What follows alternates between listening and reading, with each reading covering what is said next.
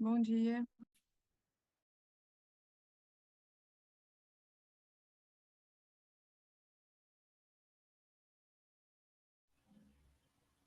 Bom dia.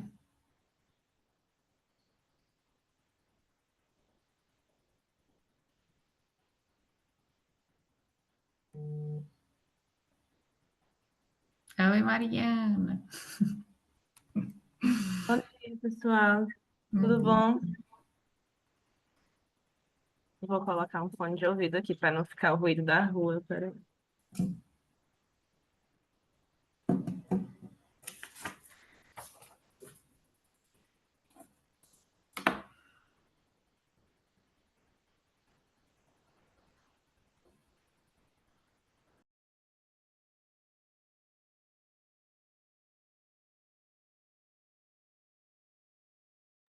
A professora, a senhora está me ouvindo? Então, o pessoal que está aqui são os autores, não é isso?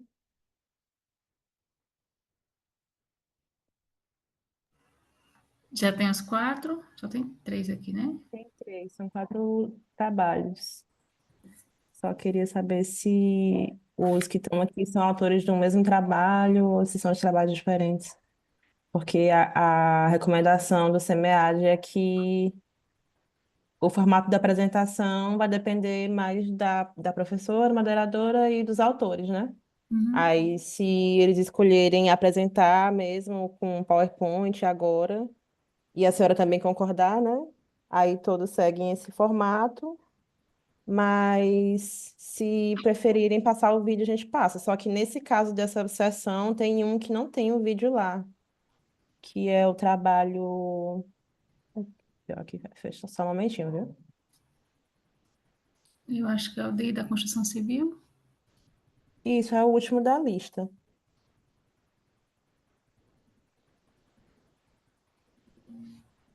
Para confirmar, porque quando a gente abre aqui a sala do Zoom, ele fecha. Online 21. Realmente. Online 21. Economia Circular e Inovação Social está aí.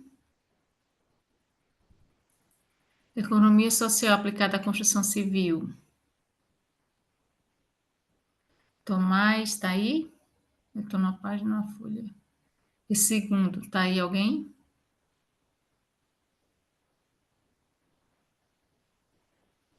Práticas cotidianas e sustentabilidade no MST. Está aí? Oi, Vitor. bom dia. Estou presente aqui. Ah, Vitor. Bom dia. E salvação do planeta ou esforço ineficaz? Paulo, acho que eu vi Paulo aí. Está faltando o Isso segundo mesmo. artigo, né? Apresentação do segundo artigo. Mas a gente ainda tem 7 minutinhos. Só para a gente se organizando mesmo para também definir a ordem de apresentação e tal. Geralmente a gente coloca a ordem que vem a programação, né? Porque fica.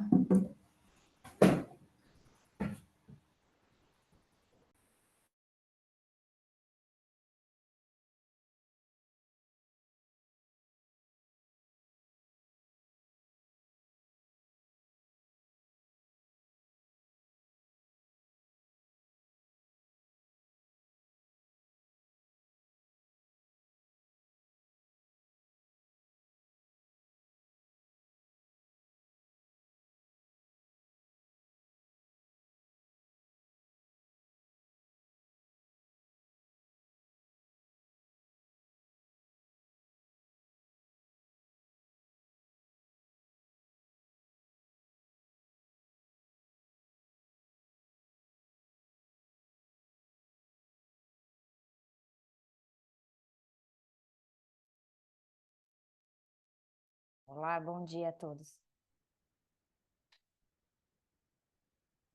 Ah, Bom professor, tudo dia, bem? Gloriane. Tudo bom? Bom dia, tudo bem? Bom dia. Você vai apresentar qual trabalho, Gloriane? Qual o nome do seu artigo?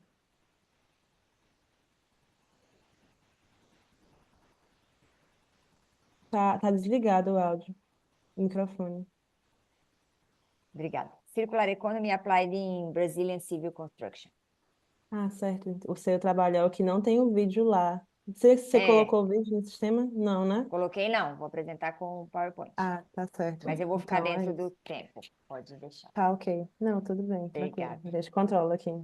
Só Tá mesmo bom. para combinar com a professora se todos os trabalhos serão o mesmo formato de apresentação. O que é que a senhora acha, professora Suzane? Pode ser. Pode ser todos, vai ser Não, eu acho que é melhor agora. padronizar, né? Todos apresentam. Certo. Estão todos preparados, os autores? Estou A gente já apresentando tinha agora? recebido o e-mail, né? Que essa é a apresentação, acho que é de ontem para hoje que Foi. mudou, não foi? Que deram a sugestão dos vídeos.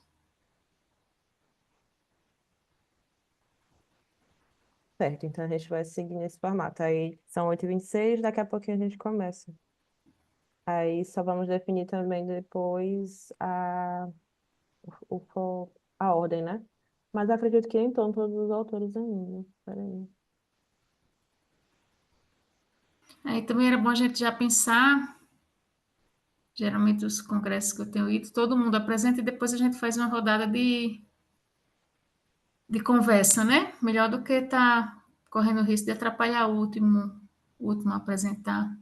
Certo. Então todos apresentam E e depois a aí gente depois a faz uma gente rodada de. comenta todos. É, que aí fica até o tempinho limite para a gente conversar. Pronto, então.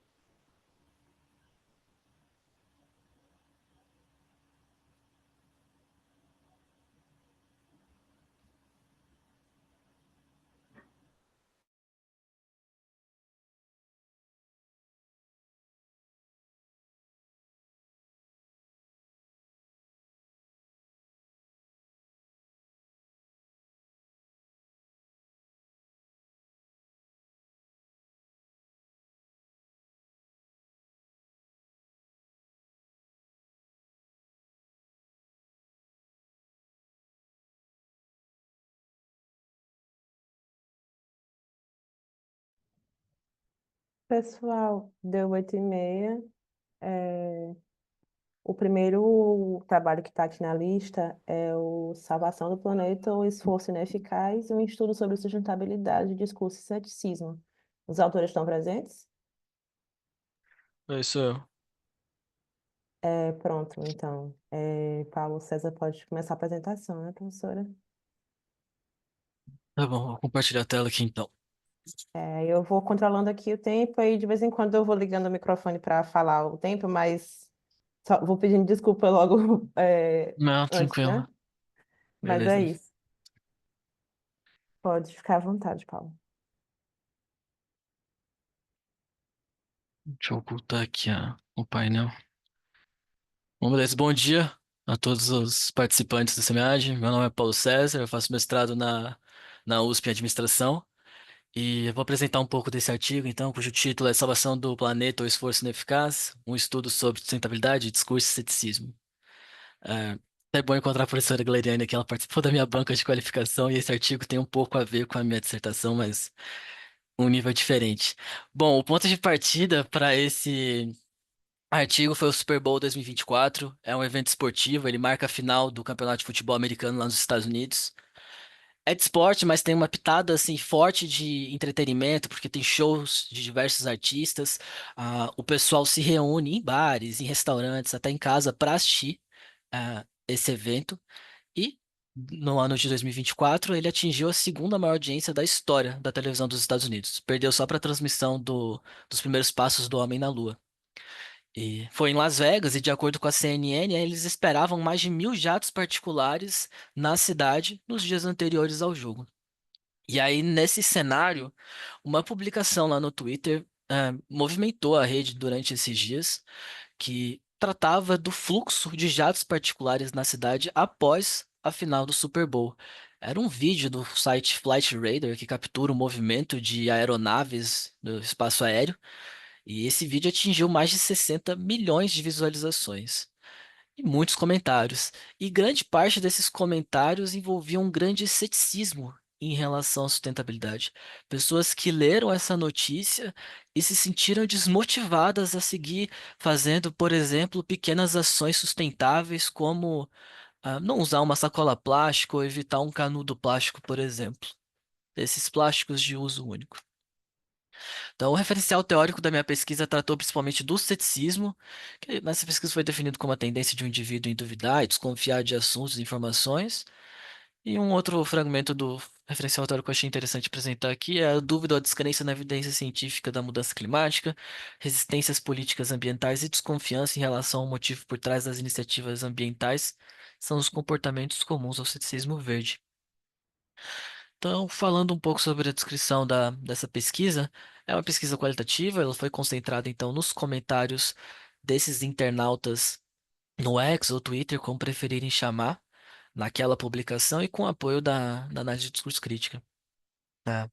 Como vocês devem imaginar, aquela publicação foi discutida em diversos idiomas, inglês, português, francês, espanhol, mas nessa pesquisa eu me concentrei apenas nos comentários realizados em português, que tiveram um engajamento, que tivessem relacionados ao tema. No total foram coletados 160 comentários que foram organizados de maneira estruturada lá no Excel, em uma planilha, e foi utilizado no procedimento de tratamento e análise de dados um modelo proposto pelos autores Dias, Siqueira e Vieira, que consistia na organização do material, na leitura dos textos, uma leitura flutuante, depois uma leitura mais orientada aos objetivos da pesquisa, a construção do corpus de análise, a identificação e a codificação de categorias e a descrição dos significados do discurso.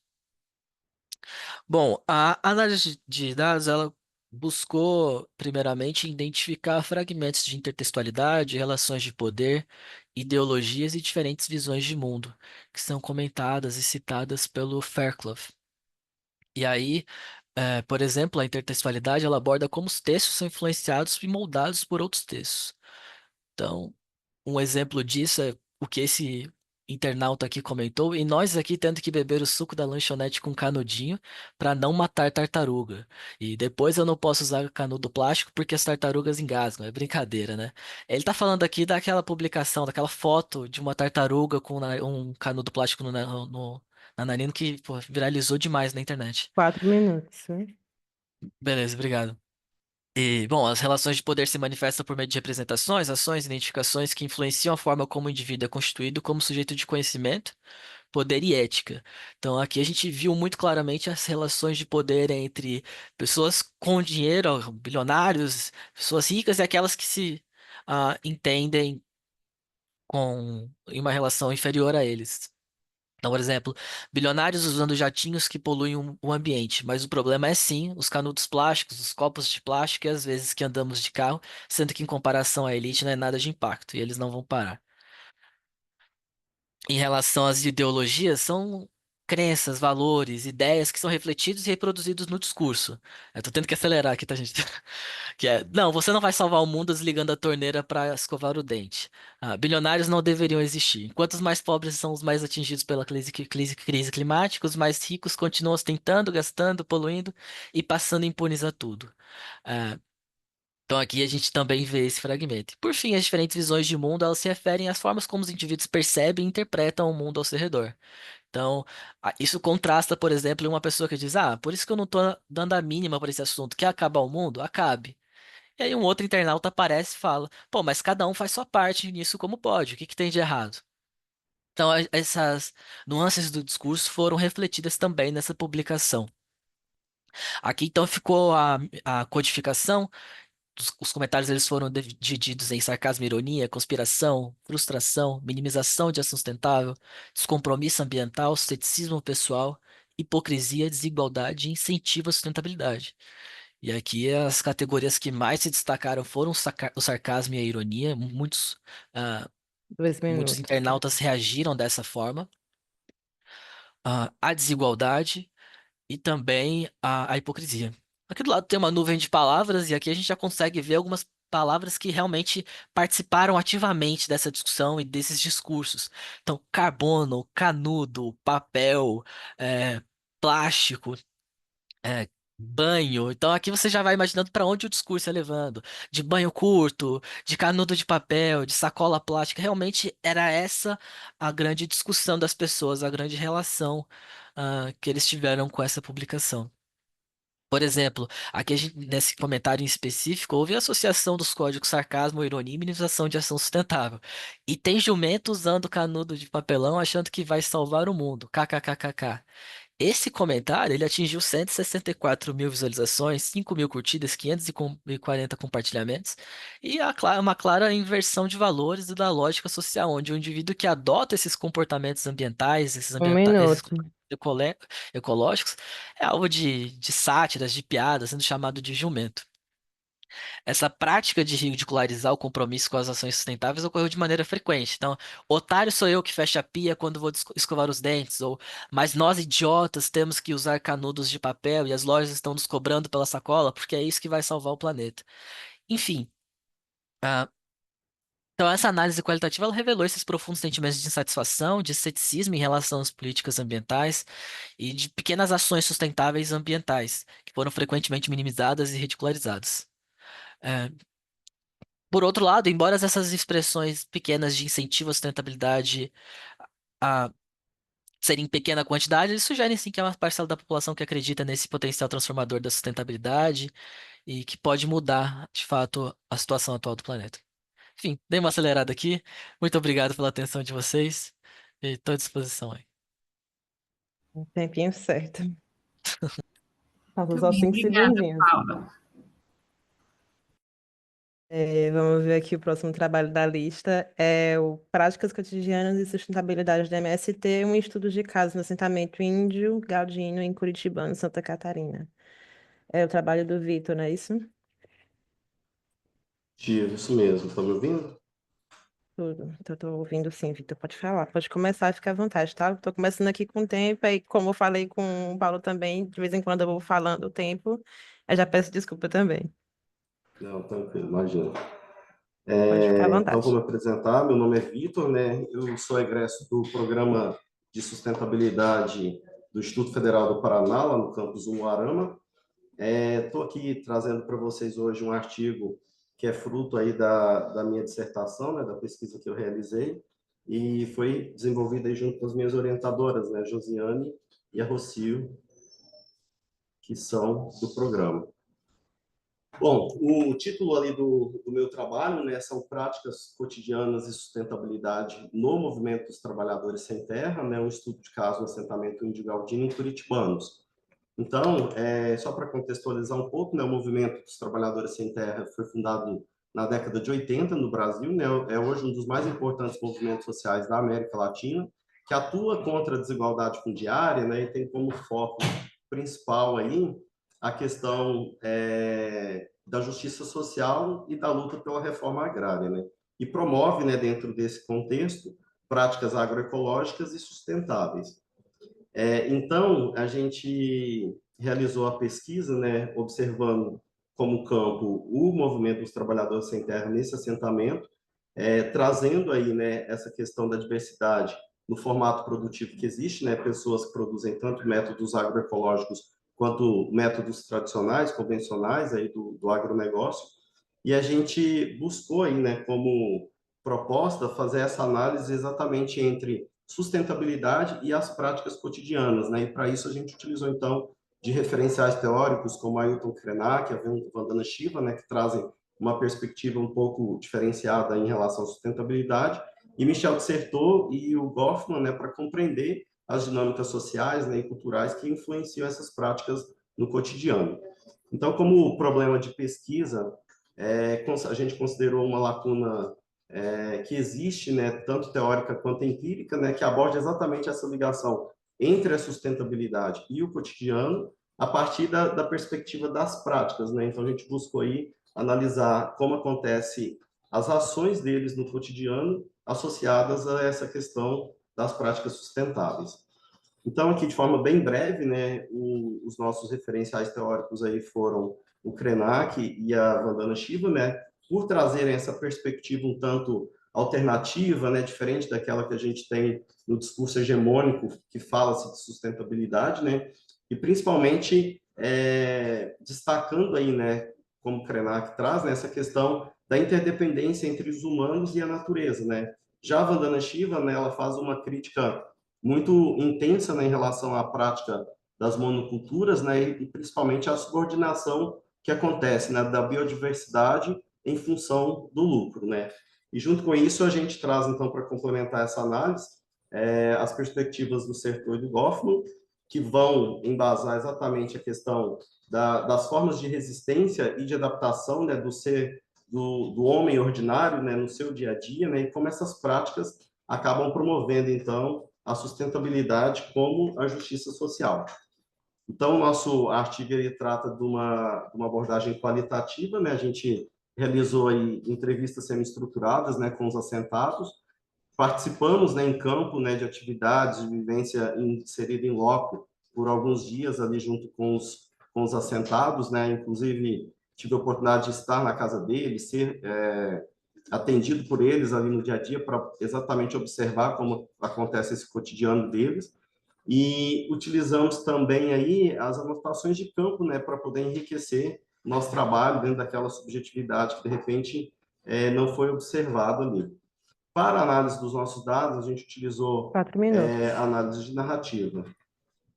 E os nossos principais resultados, né, que a gente observou foram a questão assim, o movimento dos trabalhadores ele tem a diretriz, né, para os assentados desde o início, né, do plano de desenvolvimento do assentamento, para que eles busquem, né, a questão da diversidade da produção agrícola, que eles possam produzir, né, de maneira sustentável, agroecológica, mas a gente vê, né, um espaço muito dinâmico, né, dentro do assentamento, em que as pessoas, os assentados, eles acabam se adaptando, né, ou resistindo muitas vezes às diferentes forças que existem ali, né, para que eles possam decidir aquilo que eles vão fazer, né. Então, acontece de ter alguns que acabam subvertendo aquilo que o movimento direciona, né, em relação às práticas agroecológicas, às práticas sustentáveis, e vão tomar como decisão da produção da monocultura, né, da produção com uso de agrotóxicos, que acaba sendo aí uma decisão deles, né, do seu dia a dia, né, como o Sertor fala, né, o ser ordinário ele vai ter criar maneiras, né, inventivas e criativas, né, para poder subverter muitas vezes aquilo que tem como uma diretriz ou como uma regra estabelecida para eles, né? E existe também, como resultado, a gente conseguiu avaliar assim que existe uma falta de percepção, né, de que eles possuem uma pequena propriedade. Muitas vezes, outras instituições, né, acabam norteando, instruindo eles. Ah, dá para produzir aqui soja, dá para produzir milho, vamos utilizar esse método. E aí eles acabam indo nessa visão, né, de que mesmo sendo uma pequena propriedade, ele vai conseguir produzir em larga escala, como a gente tem aí os grandes latifúndios, né? Também 2 minutos. destacamos ali que, em função de existir essa questão da pequena propriedade, né, existe um campo, né, uma possibilidade muito grande da diversidade de alimentos, isso até por a gente perceber que outros produtores conseguem fazer isso, buscando muito a questão da subsistência, né? Então, eles produzem, conseguem gerar diversidade dentro dessa produção, mesmo tendo aí uma pequena propriedade. A gente destacou também aqui uma questão de uma relação de poder, né, que estabeleceu entre o poder público e os assentados, né? Inicialmente eles tinham uma feira para poder ter contato, entregar esse produto direto ao consumidor, e aí o poder público, a prefeitura, proibiu que acontecessem essas feiras no espaço urbano e centralizou tudo isso no mercado. Então, a princípio eles foram para o mercado, mas eles não conseguiram, né, se manter ali, né, buscando exatamente uma forma de resistir, uma forma de Um uma minuto. alternativa para que eles pudessem estar, de alguma maneira, trabalhando, tiveram que deixar aquele negócio que era uma cooperativa que tinha ali para comercialização, focar na produção e, de outras formas, né, buscar essa entrega através de WhatsApp, através do produtor diretamente na residência deles. Então, também destacamos ali uma ausência de política pública, né? Existem assentados já com uma idade avançada, passam por dificuldades por não conseguir atender o mercado, a propriedade, né, como que deveria atender, e a gente percebe aqui que não tem tanto apoio público nesse sentido para ajudar esses assentados idosos. Mas o campo, né, o campo do MST acaba sendo aí um espaço, mesmo diante de tanta diversidade, né, onde eles demonstram a capacidade de resistir, a esperança em um futuro mais justo, né, e a capacidade de adaptação aí das práticas cotidianas. Então, alguns assentados do MST vão além da luta pela terra, né, criando espaço para práticas agrícolas O tempo sustentáveis e acabou, Vitor. desafiam o modelo agroindustrial. Então, tá bom, obrigado pela Tudo oportunidade. bem. Desculpa por ter que interromper, porque realmente deu os 8 minutos, mas acho que deu para a gente conseguir ver um pouquinho, mesmo sem conseguir terminar, né, das considerações finais. O próximo trabalho é o Circular Economy Applied in Brazilian Civil Construction, da professora Gleriane. Tá bom, obrigada. Eu vou compartilhar aqui. Na verdade, eu preciso dar os créditos desse trabalho para o meu orientado, o aluno Tomás. Ele não está aqui com a gente porque ele está na Itália e ele está com uma agenda lá de estudo, mas o mérito todo é dele, ele foi meu orientado.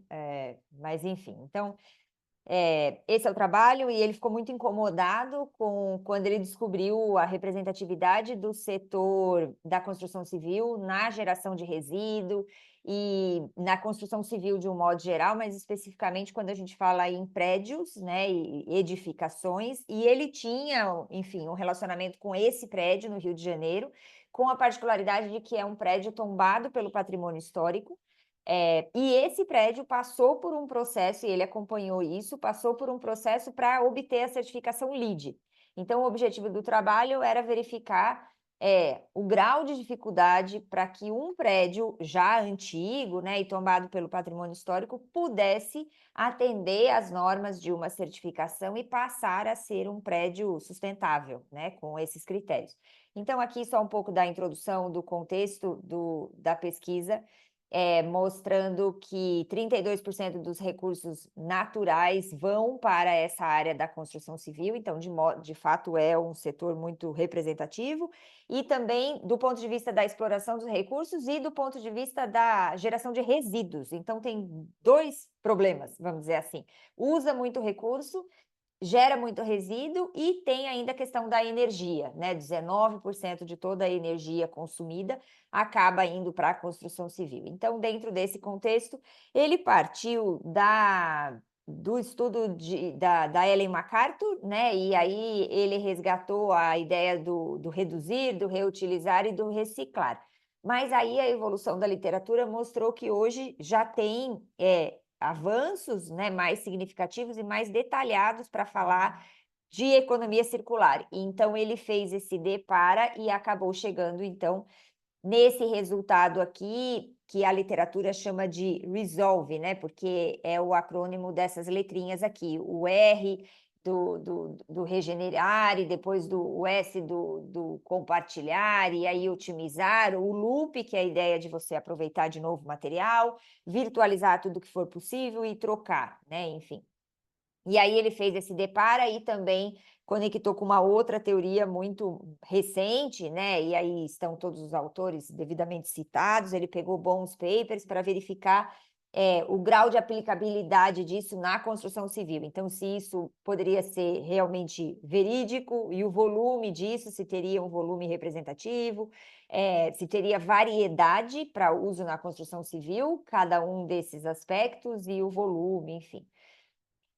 E aí ele foi vendo a implementação. Aqui ele pegou esse outro estudo publicado em 2018 do Minuno, onde ele também usava economia circular, e aí ele foi ver quais eram as possibilidades. O Minuno já tinha feito isso, de verificar as possibilidades de reduzir, de integrar, de reutilizar os materiais, e ele foi vendo como isso poderia ser aplicado na construção civil. Então, esse foi o referencial teórico dele, basicamente os novos conceitos de economia circular, naquele acrônimo do RESOLVE, e Minuno falando especificamente de economia circular na construção civil.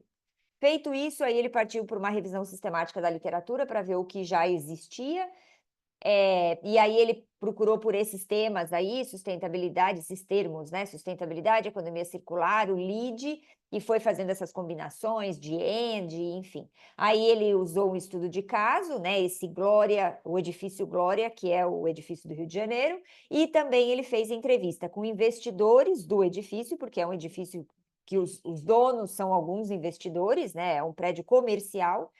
Então ele conversou com investidores do prédio, com as pessoas que desenvolveram o projeto, a equipe, 4 né, que minutos. desenvolveu o projeto do LEED, e também consultores que foram contratados para essa etapa. Acho que esse slide ficou um pouquinho pequeno, mas é para mostrar a quantidade de artigos que ele verificou. Ele partiu de 8.977, e aí com os devidos filtros na construção civil, ele chegou a 243, e para buscar a abordagem que ele queria, acabaram ficando 129.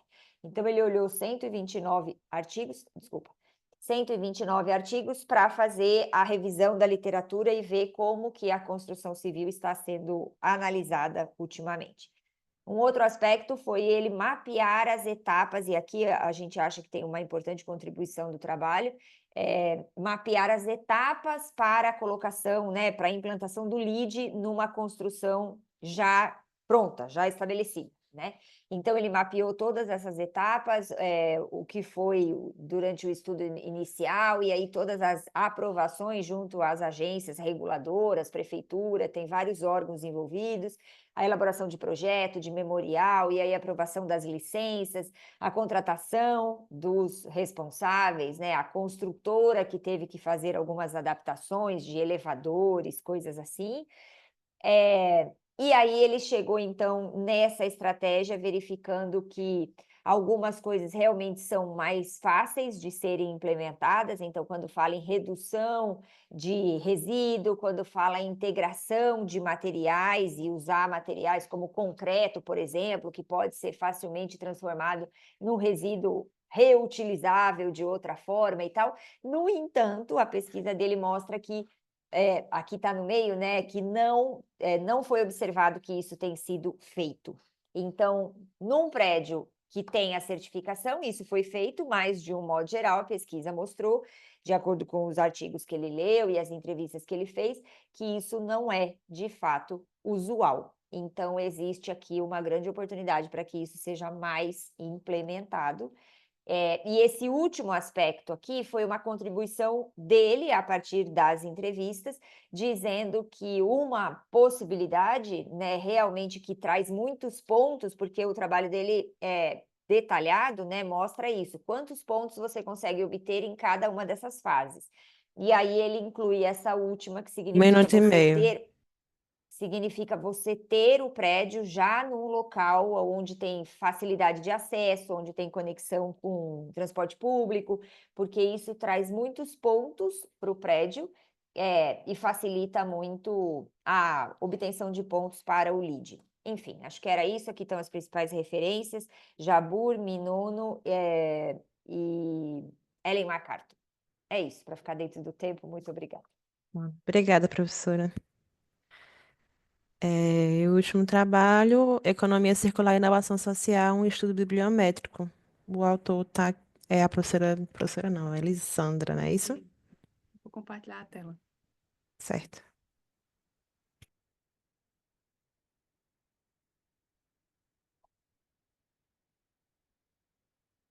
Bom, pessoal, bom dia. Meu nome é Alessandra Gonçalves dos Santos, sou mestranda em Administração pela Universidade Federal de Campina Grande e vou apresentar o trabalho intitulado Economia Circular e Inovação Social, um estudo bibliométrico. O trabalho foi desenvolvido em parceria com as professoras Suzane Érica Nóbrega Correia e Verônica Macari de Oliveira, também da UFCG. Na introdução, a gente destaca que a economia circular é considerada um dos paradigmas transformadores que desafia a forma como o desenvolvimento econômico dominante funciona atualmente.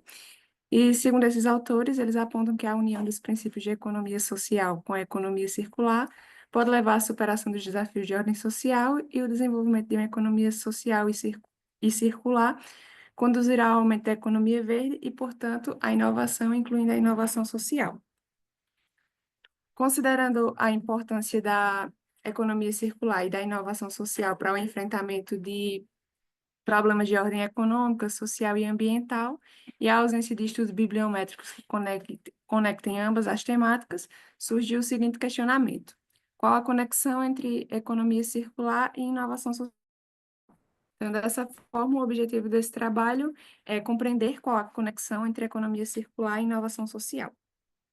Então, nos procedimentos metodológicos, as etapas de pesquisa seguiram as recomendações propostas por Zuppic e Cater 2005. Então, desenho do estudo, compilação dos dados bibliométricos, análise, visualização e interpretação.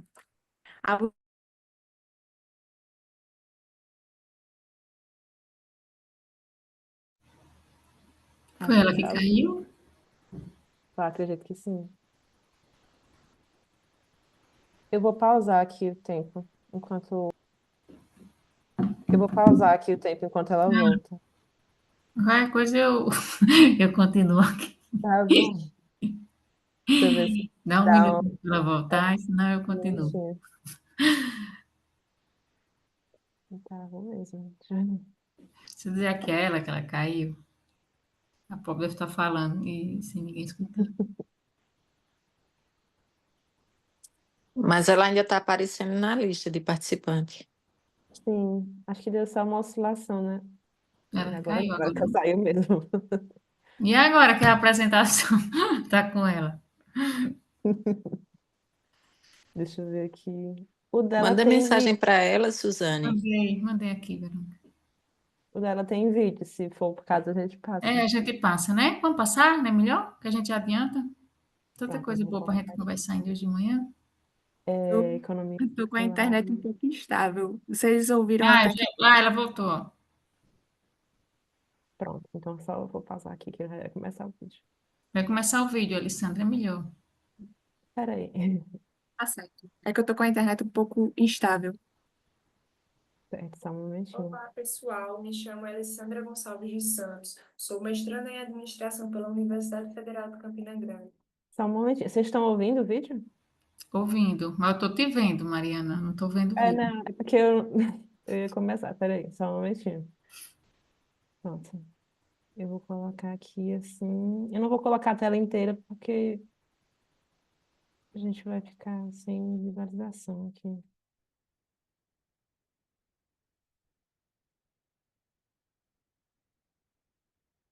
Vocês estão vendo a tela agora?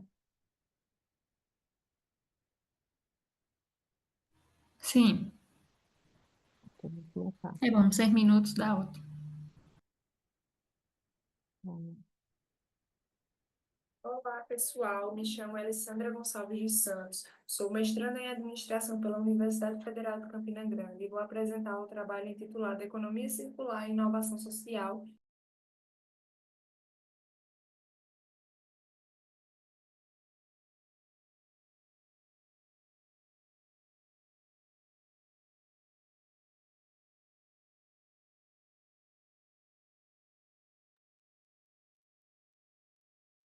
Eu não estou ouvindo, não. Vocês estão ouvindo? Não sei se Travou travou. também. Travou. Também não, até mandei uma mensagem no chat aqui.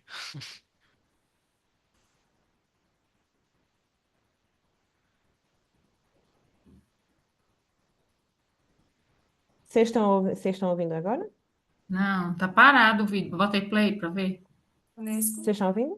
apontam que Pronto. a união dos princípios de Tá, vou deixar economia o microfone social e ligado. economia circular pode levar à superação dos desafios de ordem social. O desenvolvimento de uma economia social e economia circular conduzirá ao aumento da inovação verde, portanto, a inovação, incluindo a inovação social.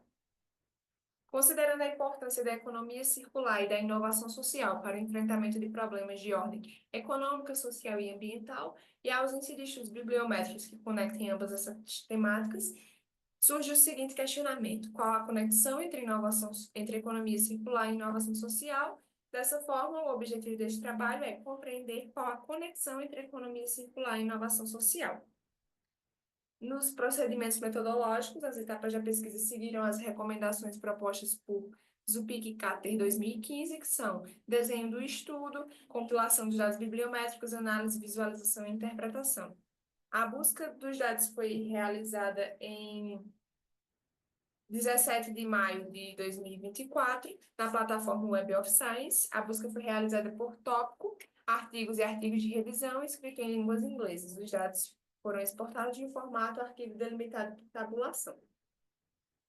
Utilizamos as seguintes strings de busca: Social Innovation and Circular Economy, Social Innovation and Circular Economy, Social Innovation and Circular Business Models, Social Innovation and Circular Business Models, Social Innovation and Circular Strategies, Eco-Social Innovation and Circular Economy, Social Entrepreneurship and Circular Economy, Social Entrepreneurship and Circular Business Models, Social Entrepreneurship and Circular Business Models, Social Business and Circular Economy, Social Business and Circular Business Model, Social Enterprise and Circular Economy, Social Enterprise and Circular Economy, Social Enterprise and Circular Business Model, Inclusive Business and Circular Economy, and Inclusive Business and Circular Business Model. Os artigos repetidos eles foram removidos, restando 82 artigos. Com a leitura dos textos, identificou-se um artigo que não se relacionava com as temáticas, resultando em 81 artigos.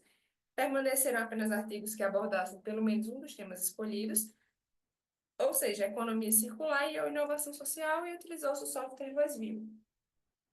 Na visão geral da base de dados, analisamos as metodologias utilizadas nos artigos. 53,09% utilizaram a abordagem qualitativa, seguida pela utilização dos métodos quantitativos, mistos e teóricos. O desenvolvimento de trabalhos com abordagens quantitativas, mistas e teóricas aparecem como uma oportunidade promissora de pesquisa. Em relação à quantidade de publicações, o primeiro artigo ele foi publicado em 2012, retornando às publicações em 2017, percebe uma crescente nas publicações até 2022. Em 2023 e 2024, há uma queda, e a queda de 2024 ela pode ser explicada pelo fato de que a base de dados ela foi gerada em maio de 2024, então, novos artigos podem ter surgido após esse período. Na citação de autores, temos 5 clusters: o vermelho possui 24 autores, o verde 23, o azul 15, o amarelo 11 e o roxo 8. Percebemos que as interações entre os autores ocorrem de forma mais expressiva dentro do cluster ao qual ele faz parte, mantendo poucas interações com os autores dos demais clusters. Essa pouca interação pode ser explicada, pois muitos autores de um mesmo cluster trabalham juntos em um mesmo artigo, e uma segunda explicação pode ser o interesse por diferentes temas dentro dessa temática mais ampla.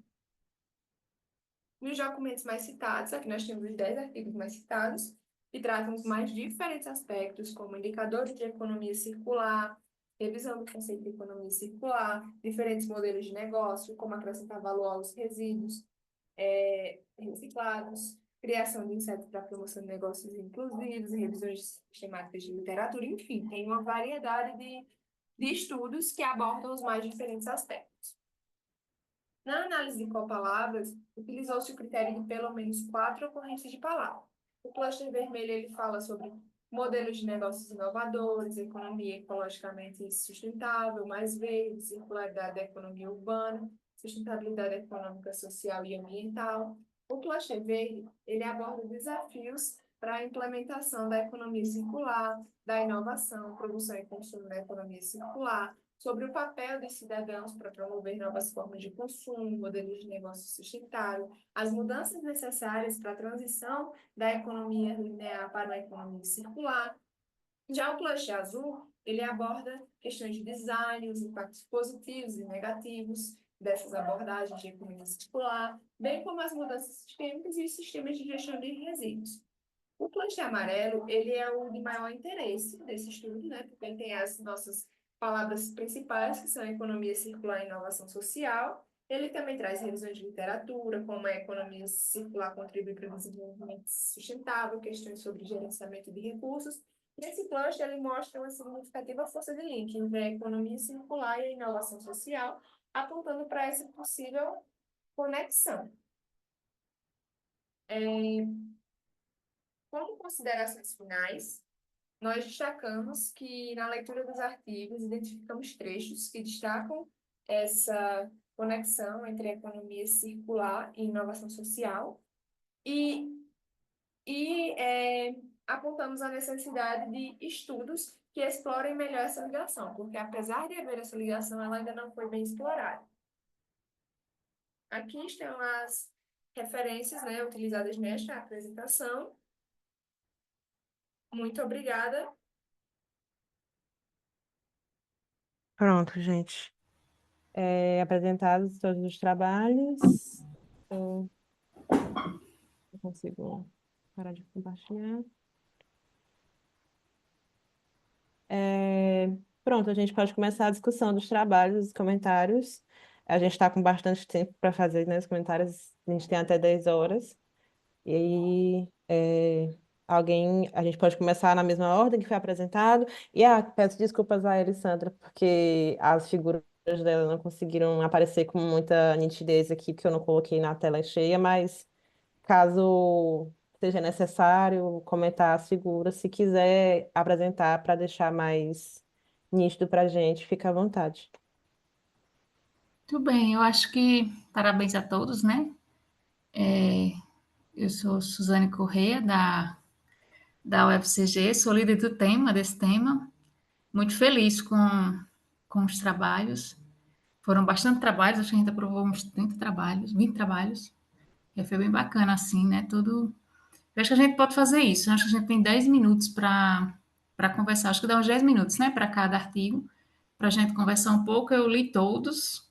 E aí eu posso iniciar, assim, as discussões, e aí a gente depois os outros também podem ir fazendo perguntas, né? Contribuindo de alguma forma. Pode ser assim, gente?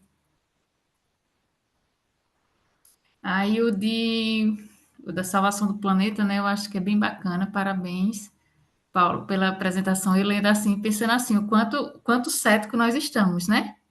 O quanto a gente já caiu nessa, né? Em não acreditar mais nessas campanhas, né? Eu achei bacana assim no seu trabalho, porque você traz como ponto forte mesmo a teoria crítica. Acho que traz, né? Acho que a gente tem que ter sempre essa. Meus alunos de mestrado, eles já sabem que o primeiro dia de aula já é teoria crítica, assim, para a gente aprender que tem que ter essa nova perspectiva, né, de olhar, principalmente esses aspectos de sustentabilidade. A metodologia também ficou bacana, né? Eu acho que essa preocupação de trazer a opinião popular também trouxe muita riqueza para o seu trabalho, sabe? Acho que já poderia ter tido mais análise, eu fiquei com sede no artigo, viu? Eu fiquei com sede, eu disse que ele podia ter trazido mais fala, eu acho que você tinha mais fala, né? Até por forma que você apresentou aí, são falas muito fortes, né?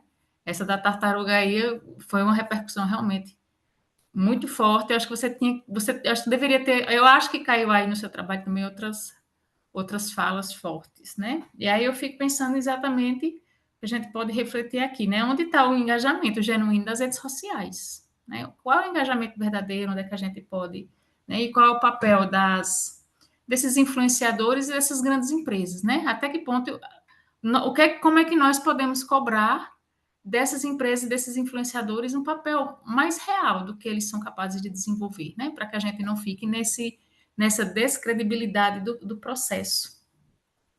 E aí depois também todo mundo pode comentar alguma coisa, né? Sobre o trabalho de Paulo. Se quiser comentar alguma coisa, Paulo, também complementar. Agradeço teu comentário, professora. De fato, foram muitos comentários na que eu coletei dessa publicação, né? O Twitter ele é até um pouco complicado porque existem os próprios comentários na publicação, existem as pessoas que compartilham a publicação com um comentário, e aquilo ali se torna uma nova publicação com mais comentários. Então, se você foca naquilo, você vai encontrando sem parar os comentários, né? É, eu precisava ter dedicado um tempo maior para esse artigo, sendo sincero, então se eu quiser levar ele um dia para publicação, ele demandaria um esforço maior mesmo na análise. Isso foi realmente um teste para aprender a fazer análise de discurso. Eu quis aprender na prática, ainda tem que aprender a fazer muita coisa, mas ali foi só um teste para ver como seria, né? E, de fato, é interessante porque essa publicação, ela mostrou, ela atingiu um público muito diversificado. E esses influenciadores, por mais que eles não se denominem influenciadores, eles têm um papel muito importante nisso, porque algumas páginas, por exemplo, com milhões de seguidores, compartilharam essa publicação e realmente em tom irônico, sarcástico, fazendo brincadeira sobre o assunto e estimulando o ceticismo. Então aquilo de fato contribui para um pensamento em relação ao tema. Então foram páginas, por exemplo, de esportivas, de futebol, páginas de política. Então foi um assunto que furou bolhas, assim, sabe? Furou aquela discussão específica. Mas foi bem interessante fazer, de fato. É, foi bacana mergulhar nesses comentários, apesar de ser um tema que refletia muito ceticismo, assim, as publicações que estimulavam a sustentabilidade, que ainda acreditavam na sustentabilidade dos comentários coletados foram pouquíssimas, assim, representava menos de 10%.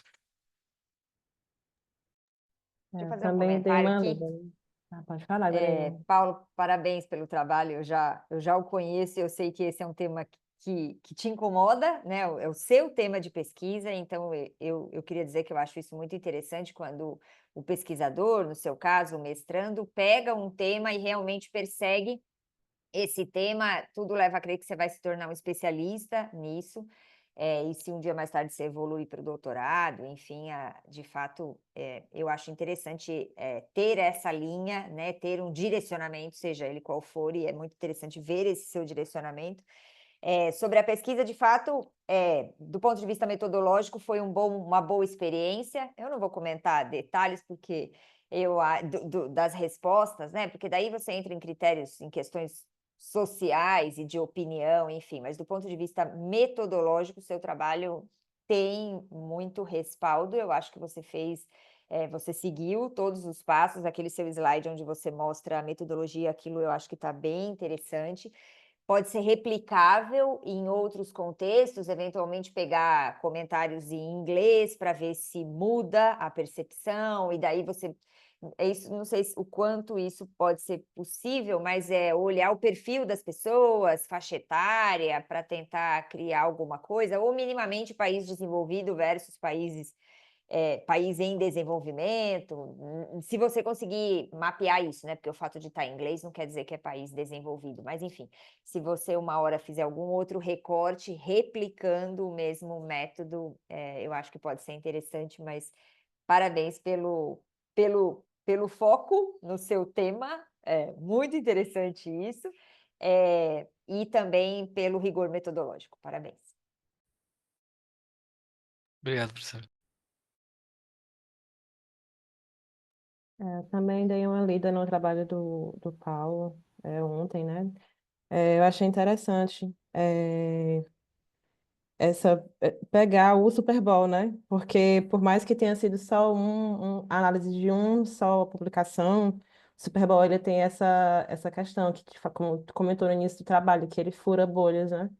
Porque a gente tem hoje em dia, sempre teve essa questão do entretenimento. Hoje em dia, por exemplo, eu lembro que nesse Super Bowl teve a questão da Taylor Swift, que todo mundo comentou, porque ela pegou o jato do outro lado do mundo para ver ganhar e teve a maior crítica.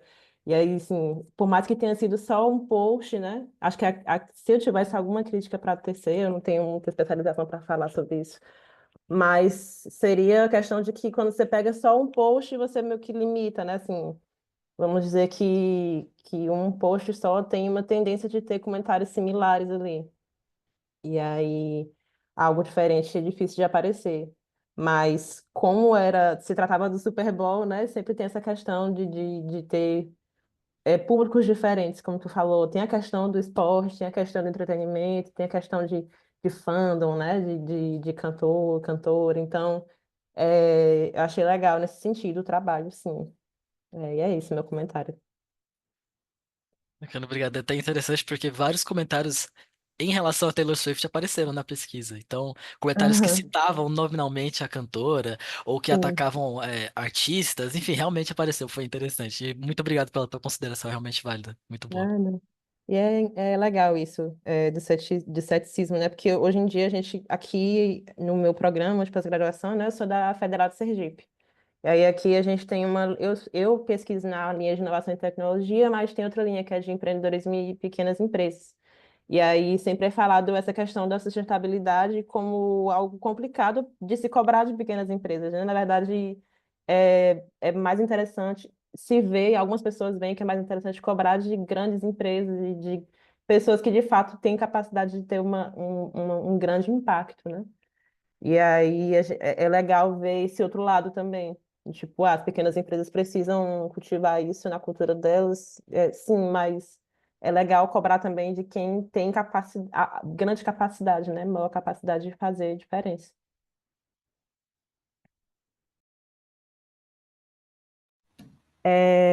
Vamos passar para o próximo trabalho?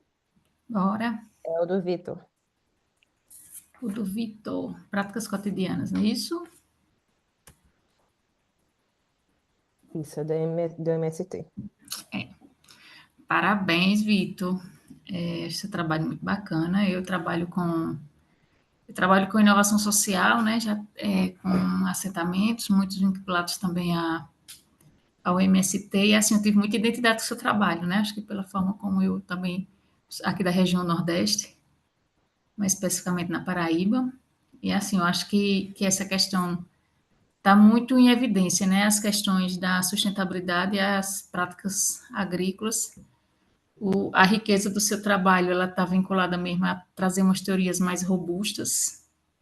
Acho que um discurso, quando você coloca assim, né, o discurso fora de uma perspectiva mais hegemônica, embora eu achei que seus resultados não fossem tão fora dos aspectos hegemônicos, né, a gente tem que trazer um pouco a teoria crítica para fazer essa vinculação. Acho que traz uma contribuição muito forte, né, uma contribuição empírica muito forte, e eu acho que sempre quando a gente fala em assentamento, trabalhar essas práticas locais, né, eu acho que é bem bacana, assim, acho que você foi muito rico na escolha, né? Fui muito feliz na escolha do seu objeto de estudo.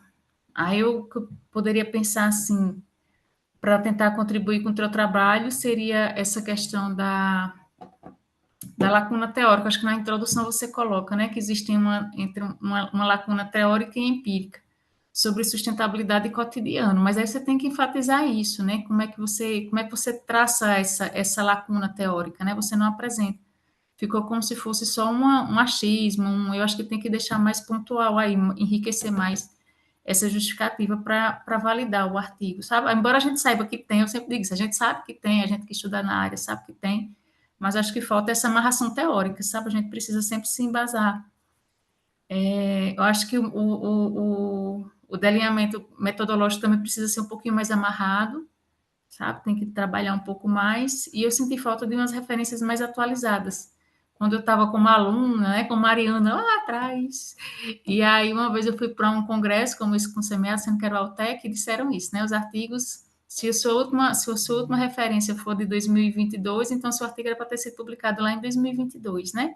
Então, acho que falta um pouco dessa revisão. Mas aí, pensando assim, para discussões, para a gente conversar, se essas práticas que foram colocadas, se existe essa possibilidade de replicação em outros assentamentos, porque o que você coloca no seu artigo eu acho muito parecido, muito próximo do que é praticado aqui nas organizações da sociedade civil que eu trabalho aqui, né, na Paraíba. Eu achei muito próximo, assim, acho que talvez criar uma metodologia, você propôs isso, né, uma metodologia de replicação, uma metodologia, um modelo teórico, e aí possa ser replicado em outros assentamentos, eu acho que daria certo, né?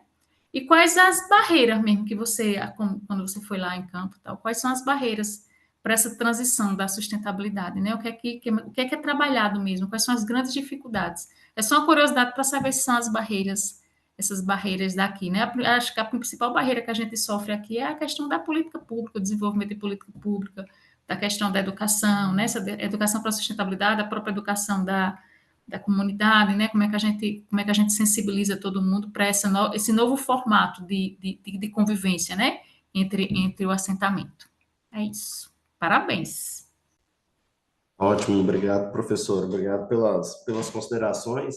Ontem até participei da sessão Sapiens e foi exatamente alguns pontos aqui que você citou, foi abordado ontem também lá na sessão, principalmente ali em questão da lacuna teórica, né? Então, já fiz as minhas anotações aqui para trabalhar junto com as minhas orientadoras, a gente aprimorar mais um pouco aí o trabalho, né, para poder levar para uma futura aí publicação.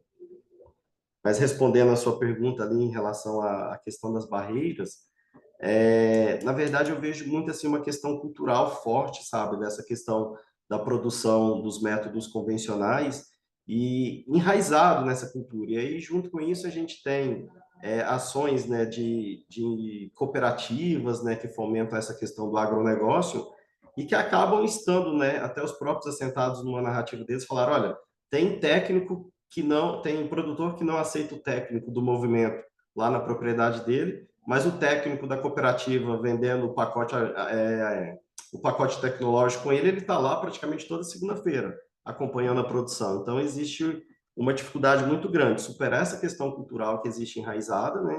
E ter também fomento de outras práticas, né? Incentivo público, outras políticas públicas desenvolvidas para que fomente mais essa questão da produção agroecológica. Mas os demais pontos ali que você citou, né, eu vou trabalhar isso e tentar buscar dentro das minhas anotações também, daquilo que eu coletei no campo, para poder aprimorar um pouco mais. E do primeiro ponto ali, quando você disse da questão da necessidade de trazer, né, essa questão da análise crítica do discurso, né, por alguns momentos eu tentei caminhar por isso, mas assim, eu não tive condições e tempo dentro do mestrado para aprofundar. Então, até uma perspectiva aí de um futuro doutorado, quem sabe eu consiga uma aprovação, tentar aprofundar mais nessa análise crítica do discurso, porque a gente vê que a questão da sustentabilidade ela passa muito mais por um discurso, né, do que pela prática de forma efetiva.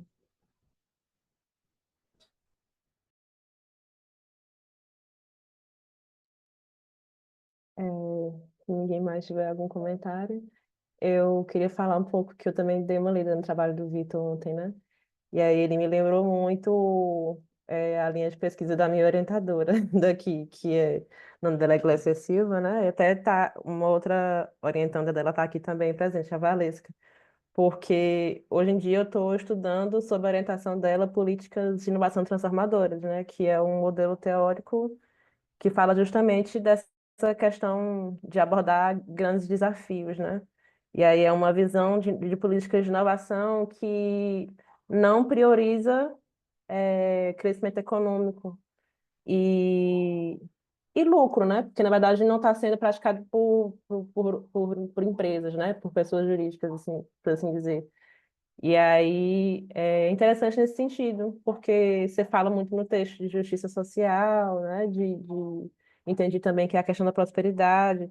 E eu lembrei muito porque quando se fala de política de inovação transformadora, a gente fala muito de inovação de base, né? Que é quando você tem soluções locais que elas com a difusão adequada, né? Elas podem abordar problemas globais, né? Como são os que...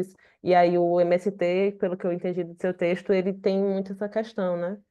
Aí eu acho que uma questão interessante é tentar entender como tornar isso algo eficiente do ponto de vista... Porque, assim, na verdade, as políticas de inovação transformadoras, elas não é que não vise crescimento econômico, né? Mas não é a prioridade.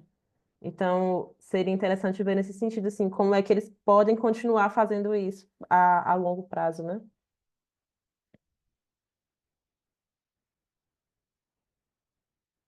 E eu também, a minha colega que está aqui, a Valesca, ela também está estudando agora, mas ela está estudando agroecologia também, né? E aí acho que ainda mais, coincide ainda mais.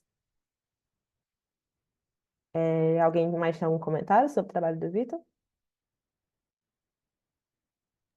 Eu não sou dessa área, não, Vitor, mas me pareceu que você fez uma pesquisa de campo, então, né? Então, parabéns por isso. Eu acho sempre muito importante, com todo respeito aos papers e às bases de dados, aos métodos, né, bibliográficos, mas ir a campo tem muito valor, então, parabéns por isso. Vitor, Obrigado, uma dúvida. professora. Sim, pode falar. Uma, você terminou o mestrado quando? Terminei o mestrado em maio desse ano. Então, foi por isso que seu trabalho estava com as referências mais antigas, né? Tem algumas referências, Antigas não, né? Porque deve assim. tem algumas de 2014 ali dos principais, né, do Goffman, do Sertor, mas de repente a gente teve muita dificuldade de encontrar assim referências que falam exatamente de sustentabilidade associadas ao cotidiano. Existem Uhum. alguns artigos, mas que não trazem essa linha da proposta do Sertor, do Goffman, então assim, a gente teve bastante dificuldade nesse sentido. Mas nada que a gente não possa, enfim, tentar dar uma buscada agora de novo, tentar encontrar alguma coisa para atualizar um pouco aí das referências.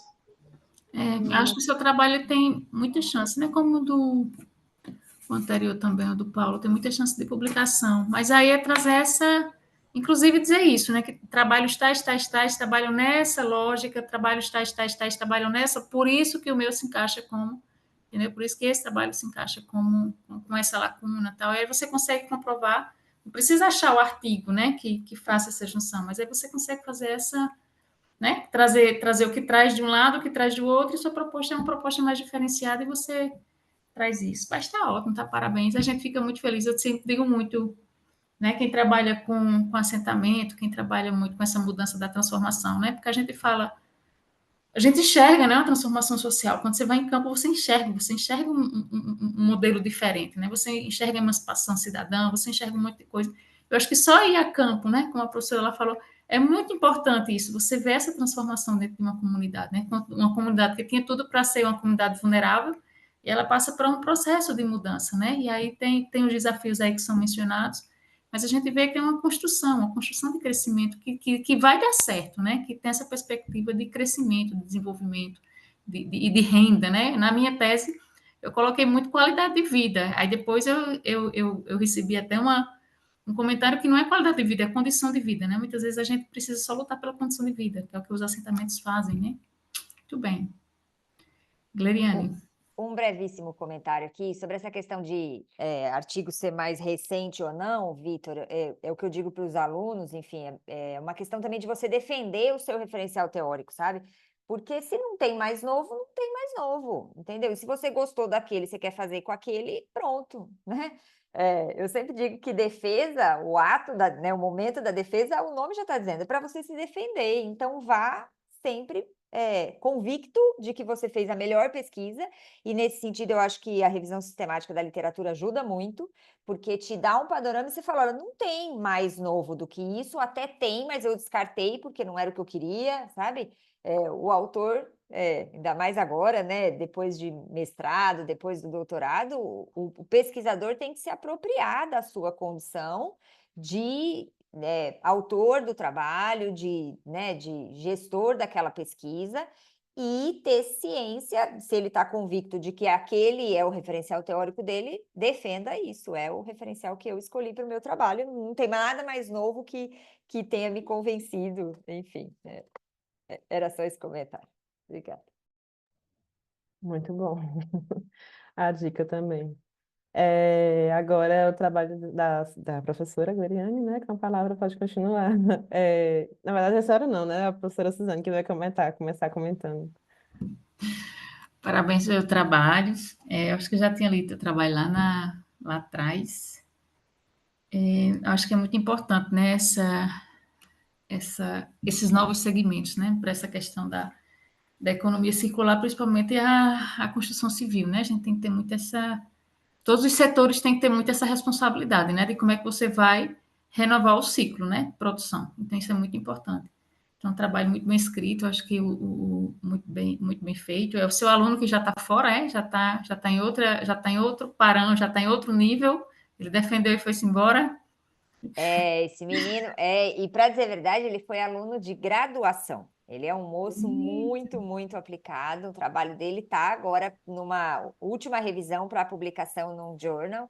Então, de fato, ele foi muito aplicado na graduação dele e agora ele está fazendo o mestrado na Itália. A gente ajudou um pouco, encaminhou, enfim, e ele tá lá, então o mérito todo é dele. Se tiver alguma crítica, claro que daí é para mim, que eu que não orientei bem. Mas o mérito da pesquisa e da prática, das leituras, ele fez tudo com muito, muito empenho. O mérito é dele. Acho que trazer essa certificação, ela traz, né, uma robustez muito forte ao trabalho. Eu sempre digo muito isso, né? Você quer fazer um trabalho bem feito, você traz uma metodologia e você aplica ela, né? E aí você constrói um aspecto, né, certinho, você traz toda uma proposta, seu trabalho não tem erro, ele não sai do escopo, né? Então, trazer uma metodologia traz muita riqueza, né? Deixa o artigo muito mais amarrado. Senti falta de talvez pudesse ter trabalhado outro prédio, outra edificação, né? Acho que talvez tivesse trazido mais outros olhares, né? Às vezes talvez tenha ficado muito à luz o olhar muito de uma única construtora. Talvez se tivesse pensado em ampliar um pouco mais esse escopo, tivesse trazido mais riqueza. Mas eu acho que eu pensei aqui, né? Em que medidas as certificações são capazes de impulsionar mudanças estruturais na construção civil e pensar muito assim, como seriam essas políticas públicas para estimular o segmento, sabe? Quais são os encaminhamentos? Porque como eu não conheço o segmento da construção civil, se existe algum encaminhamento de política pública, o que é que está sendo discutido sobre isso para que a gente possa implementar essa economia circular nesse setor? É isso. Obrigada pelos comentários. Esse é o problema do estudo de caso, né?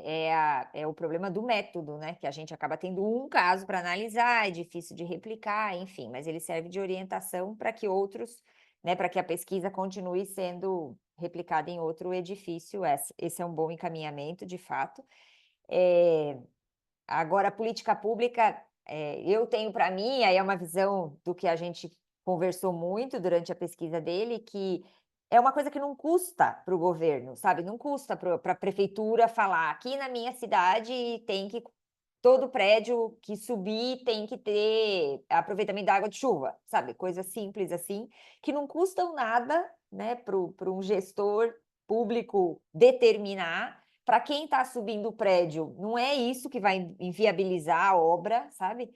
Mas a gente não tem. O fato é esse. Acaba sendo uma decisão estratégica de quem já entende. Existem muitos estudos que provam que prédios certificados têm um menor nível de vacância, quer dizer, ele é mais locado, né? Então ele gira com muito mais facilidade econômica e tal.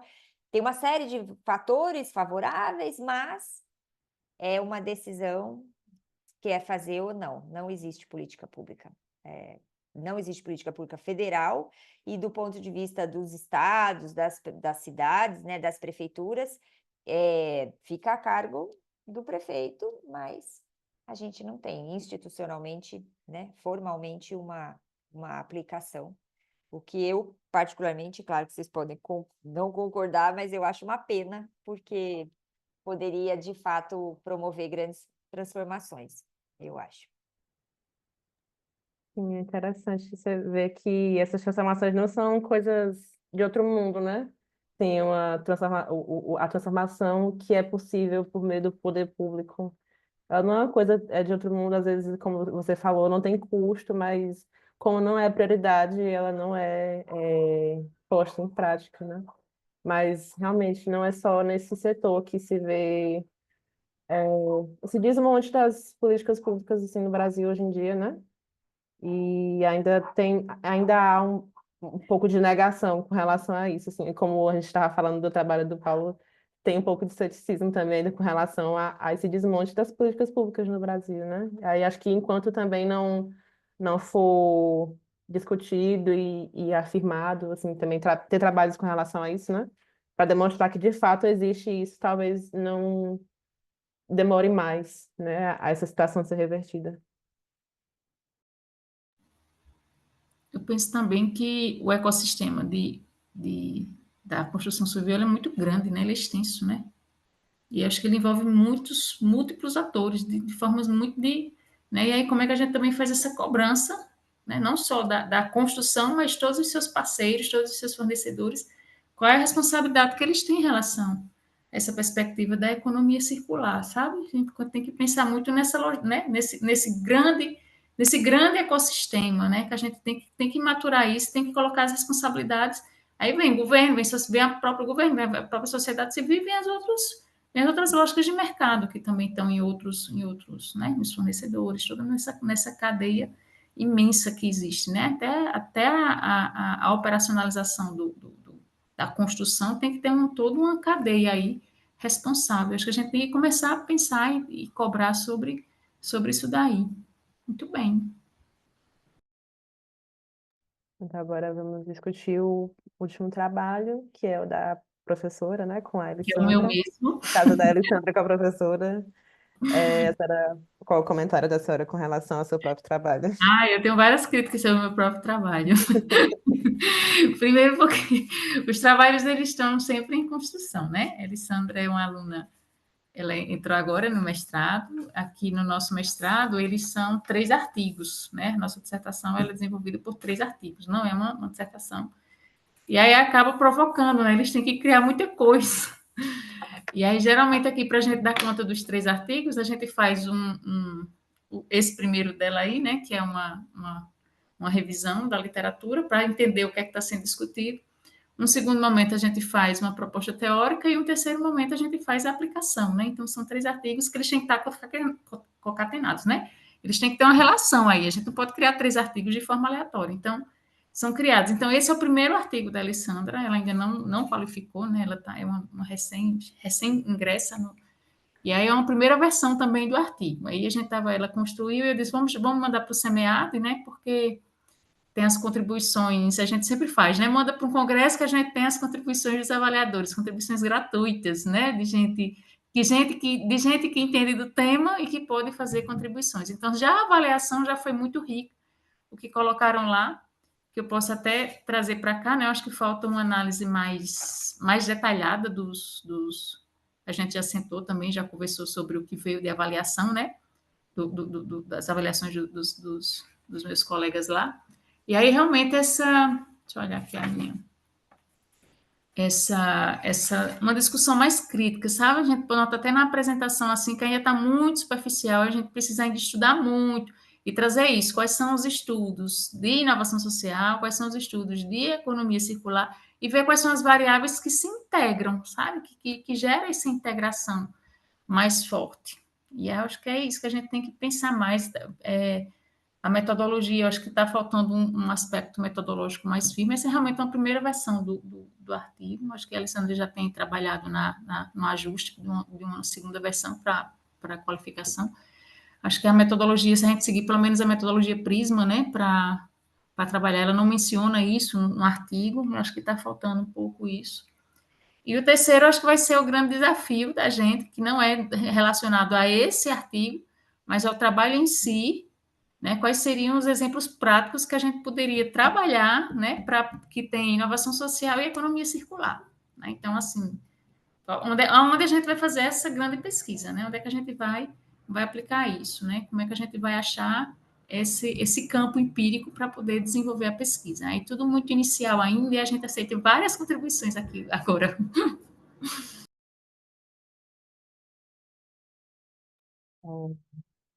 Parabenizar, né, a Alessandra. Se a Alessandra também quiser comentar alguma coisa do trabalho, né, que já ela também teve esse trabalho de fazer a revisão, que eu sei bem que é um processo muito difícil.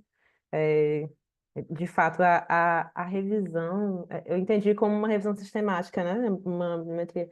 É um processo muito difícil de fazer sozinho. Aqui no Propadem e aqui na UFES a gente tem esse trabalho que a gente vê que é forçado desde o início, né? A fazer, mas eu acho que é bem. Você tem uma retribuição, uma recompensa muito boa, que é essa revisão atualizada da literatura, né? E aí eu acho sempre legal ver. Eu participei do SEMEAD ano passado também e eu vi também essa tendência de revisão da literatura, bibliometria, e acho muito legal quando vê um trabalho bem feito nesse sentido, né? Eu acho que é um bom encaminhamento. Primeiro, eu acho muito interessante essa ideia de 3 artigos, parabéns por isso. Eu acho que isso fortalece muito o programa. Eu estou num programa de mestrado, né? Eu sou da faculdade FIA Business School e a gente tem um programa de mestrado e agora lançando no começo do ano doutorado também. E eu acho que fortalece muito essa história dos 3 artigos e muito interessante também essa indicação de que eles têm que ser encadeados, né? Porque aí vai mostrar a evolução.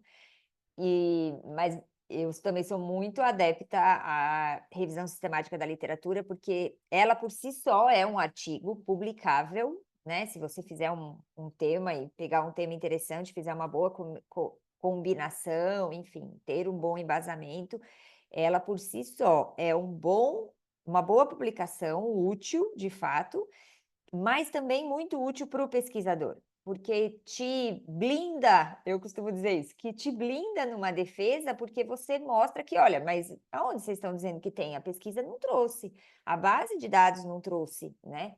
Porque senão fica sempre aquela crítica de que, mas podia ter mais, mas podia ter feito mais, podia não sei o quê. Mas eu acho que o pesquisador ele precisa delimitar bem o seu escopo e ser capaz de trabalhar dentro daquele escopo, senão fica pipocando um monte de coisa, e quando você está numa base segura, né, usando uma Scopus, uma Web of Science, enfim, você está dentro de uma base boa, e dentro daqueles parâmetros que você determinou, que podem ser questionados, mas enfim, ali tem um parâmetro, todos com blind review, né, que você também pode fazer esses recortes, só pegar artigos, né, porque artigos já passaram por todo esse crivo. Então, eu acho que isso tudo fortalece muito esse trabalho que vocês apresentaram aqui, e certamente vai ajudar muito a aluna na jornada dela. Então, parabéns, professora, e ao programa também, que eu acho que são bons encaminhamentos, minha opinião.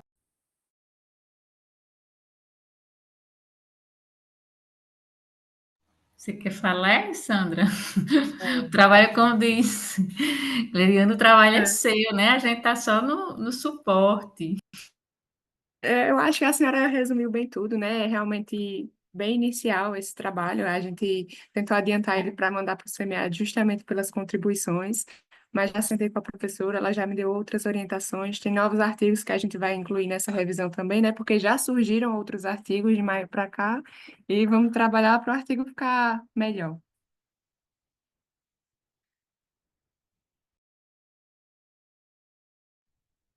Alguém mais tem algum comentário com relação ao trabalho?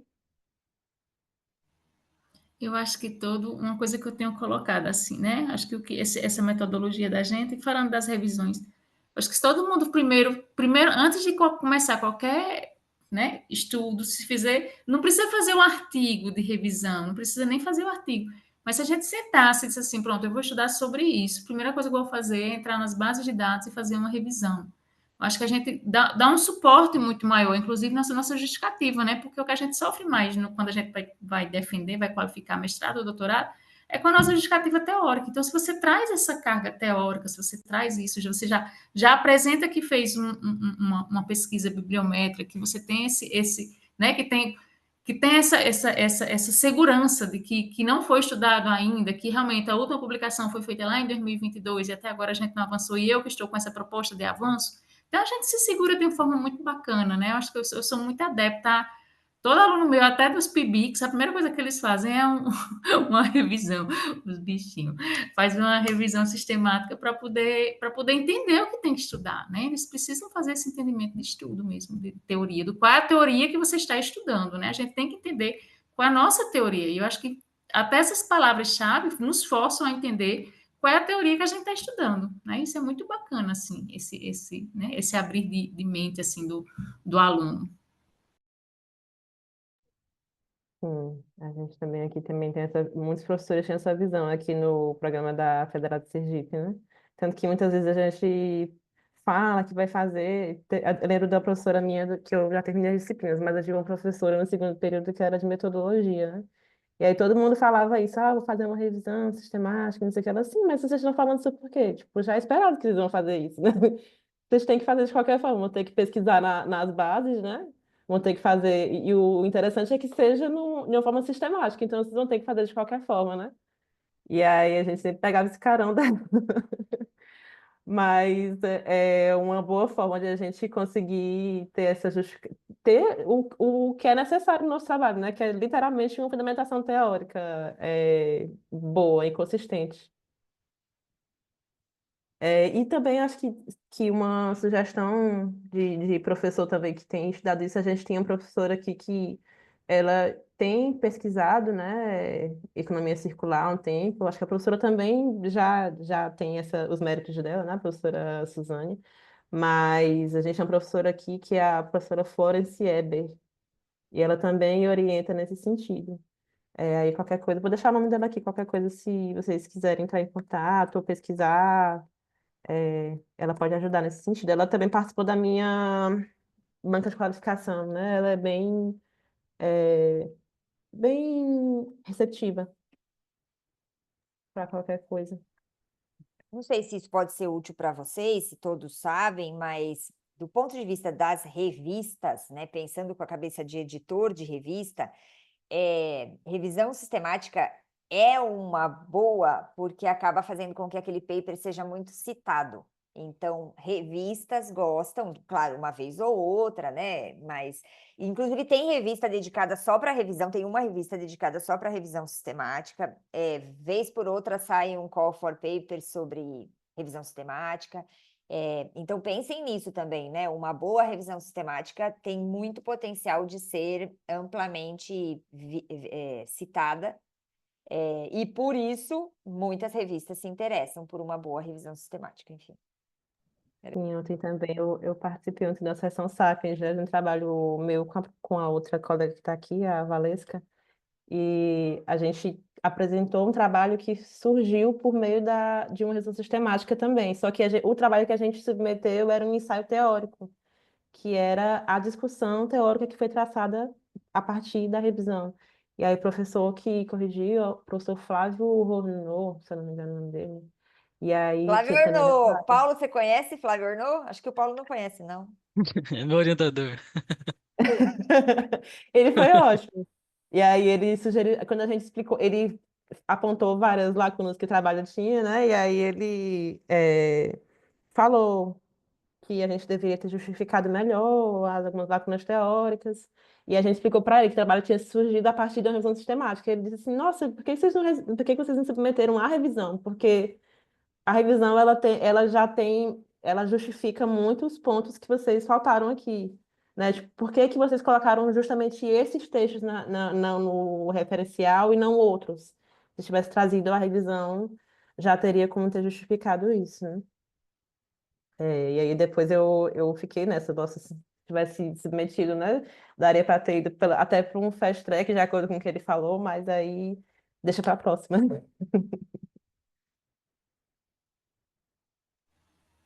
Muito bem, obrigada a todos. Vocês querem falar mais alguma coisa?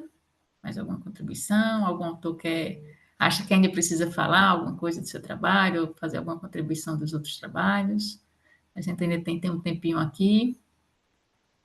Vai existir, ainda tem.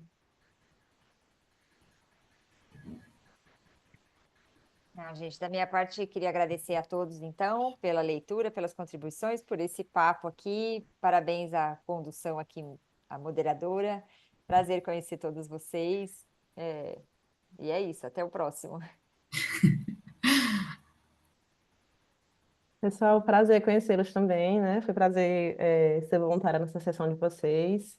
E parabenizar a todos pela aprovação dos trabalhos no SEMEAD, não é pouca coisa. E obrigada, né, pela ajuda de vocês todos também, no trabalho aqui que eu tive que desenvolver. Muito bem, obrigada, gente. Foi um prazer, parabéns. E a gente vai se encontrando, né, nos eventos. Já que as nossas temáticas são semelhantes, então a chance da gente se encontrar de novo é muito alta. Por mais publicações. Tchau, pessoal. Amém. Tudo de bom, Tchau, então. Bom dia a tchau. todos. Tchau, Obrigado, gente. Tchau. Até pessoal. Um mais. bom dia, um bom evento para todo mundo. Tchau, Obrigada, pessoal. Até mais. Mariana. Obrigado. Obrigada, tchau. Obrigada, gente. Coisinha linda. Obrigada.